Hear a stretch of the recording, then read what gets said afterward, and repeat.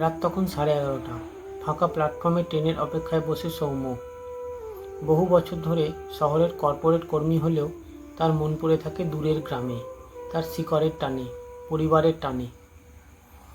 চারপাশটা কোলাহলপূর্ণ থাকলে অনেক কষ্টের কথাও মানুষের মনে দাগ কাটতে পারে না, কারণ তা হারিয়ে যায় সেই কোলাহলের শব্দে।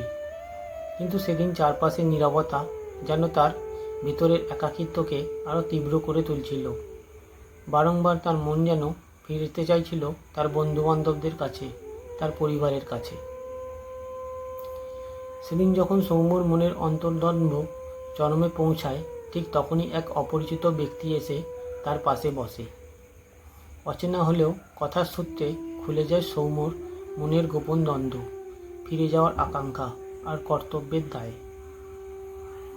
সৌম্যর কথা শুনে সেই ব্যক্তি ধীর স্বরে বললেন, শিকড় থাকলে টান তো থাকবেই, কিন্তু সব বৃক্ষ বটবৃক্ষ হয় না। আর বটবৃক্ষ হতে গেলে যে রোদ সহ্য করতেই হয়।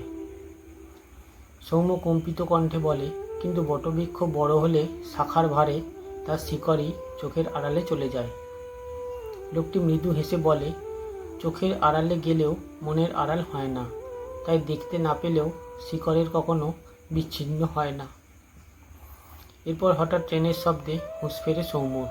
পাশে তাকিয়ে দেখে লোকটি আর নেই। সেদিন রাতে বাড়ি ফিরে একা ঘরে বসে সৌম্য হঠাৎ উপলব্ধি করে, আজ সে কোনো অচেনা মানুষের সঙ্গে কথা বলেনি, বরং কথা বলেছিল নিজের অন্তরের সঙ্গে।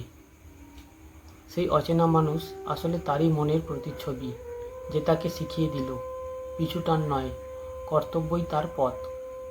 আর সেই রাতেই তার ভেতর এক নতুন ভোরের জন্ম দেয়।